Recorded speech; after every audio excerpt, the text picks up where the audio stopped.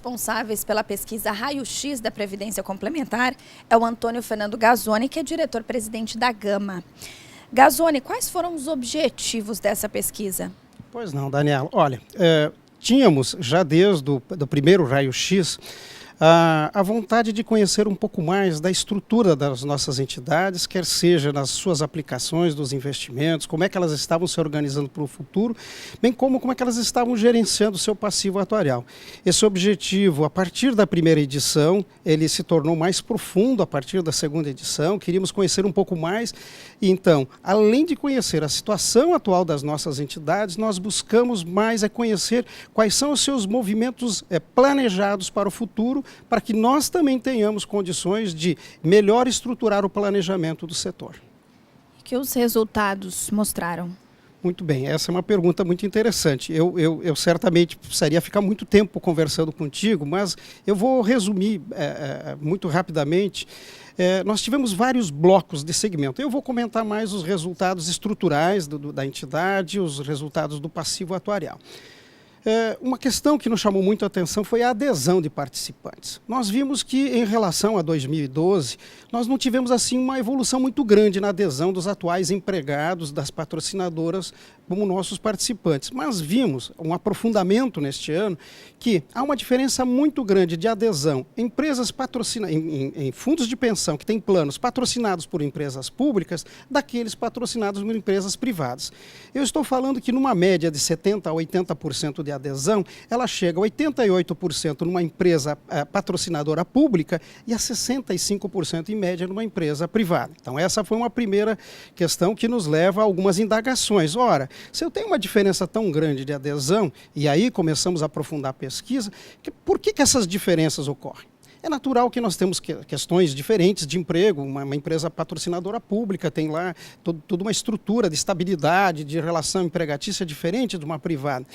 Mas nós vimos sim que nas estratégias de adesão existem algumas diferenças significativas que podem ser uma pista para as demais aumentar a sua adesão.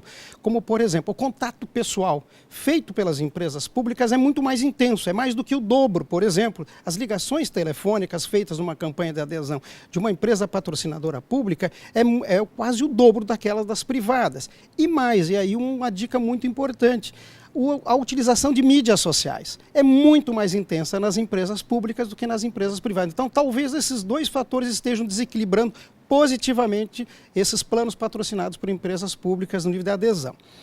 Fomos pesquisar também a questão do fomento de novas patrocinadoras e vimos com muita satisfação que 1/3 das nossas atuais entidades elas estão preocupadas em buscar novos patrocinadores, novos instituidores. Isso é muito bom. Embora vimos que os resultados dessa conquista ainda não é muito sensível, eles têm tido muitas dificuldades para conseguir novos patrocinadores. Vimos também, por outros momentos, as questões da gestão do risco atuarial. Isso nos chamou a atenção um paradoxo que a pesquisa aprontou. 98% das nossas entidades disseram que, de uma forma ou outra, utilizam ferramentas para fazer a gestão do risco atuarial, algo muito importante no momento que nós estamos vivendo. Mas, por outro lado, vimos na sequência da pesquisa que 14% delas não fazem testes de aderência de hipóteses atuariais, que é algo muito importante na gestão, na mitigação do risco atuarial.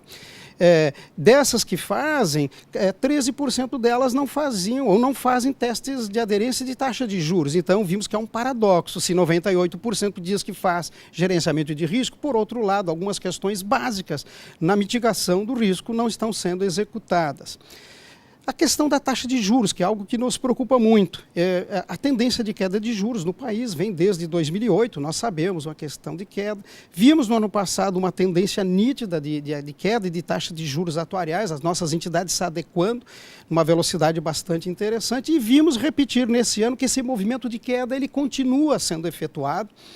30% das entidades já revelaram no momento da pesquisa, que foi agora na metade do ano, junho e julho, que já pretendiam baixar meio ponto percentual dessas taxas de juros atuariais. E outras 40% das entidades estavam só aguardando o resultado dos seus testes de aderência para finalizar isso. Por outro lado, vimos também coisas interessantes. Essa questão da longevidade, essa questão das taxas de juros em queda, quando nós questionamos nossas entidades, como é que elas, que tipo de produtos elas pensariam no futuro ter de cobertura securitária? Vimos já, apesar de nós termos entraves legais para normativos não legais nesse sentido, nós vimos que 40% das nossas entidades já clamam por produtos nessa linha de proteção de longevidade, proteção de taxas de juros, já junto com outros produtos que já são oferecidos para a indústria. Então, eu te diria que esses foram assim, os principais resultados que nós colhemos de muitos outros resultados, apenas para te dizer uma coisa muito importante. Foram mais de 140 entidades que acessaram essa pesquisa, era uma pesquisa online, extensa, é verdade, as entidades responderam positivamente, e essas 140 entidades representam mais do que 80% do nosso patrimônio, do nosso volume de participantes, seja tornando altamente representativos os resultados que foram obtidos. A pesquisa revelou com certeza alguns desafios que as empresas precisam enfrentar. Como fazer isso? Muito bem, Daniela, essa é uma pergunta central. Nenhuma pesquisa ela tem validade se ela não vier trazendo caminhos a serem seguidos. Então, as primeiras questões que nós temos agora é meditar, as análises estão aqui, os números estão sendo apresentados e algumas questões são desafios. Vimos, por exemplo, o seguinte, na própria palavra das entidades, que temos que ampliar a questão da educação financeira e previdenciária. Então, esse é um primeiro grande desafio.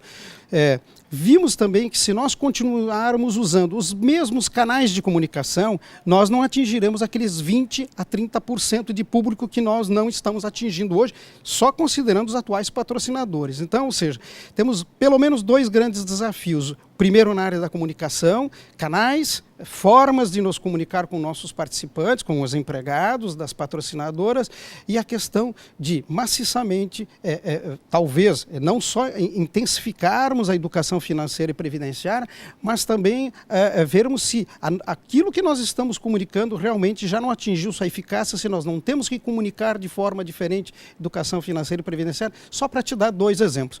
A par disso, nós temos muitas outras coisas a fazer, veja, identificar, por exemplo, como nós identificamos, que as entidades elas vão precisar se reorganizar para esse momento futuro. Mas vimos que as entidades hoje gastam apenas 11% dos seus gastos, dos seus custos administrativos em renovação e inovação. E elas vão precisar inovar e renovar. Então são desafios, a par de ter que economizar, a ter que diminuir seus custos, mas elas vão ter que ampliar estratégias, comunicação, educação, conhecimento dos seus colaboradores. Então são inúmeros desafios, mas que têm que ser estruturados e planejados. Com certeza. A ideia, então, é compartilhar a pesquisa Raio-X de Previdência Complementar. Não tenha dúvida, né? Como disse, nenhuma pesquisa tem sentido se ela for agora engavetada. Fizemos uma primeira apresentação que, na verdade, ela foi bastante restrita, até porque num congresso você não tem todo o tempo que você desejaria ter para uma ampliação. Já está sendo planejado pela própria ABRAP, junto com o próprio Ministério da Previdência, um evento que provavelmente em outubro ou novembro vai, pelo menos meio-dia, para nós apresentarmos a pesquisa mais ampla, ou seja, todos os resultados.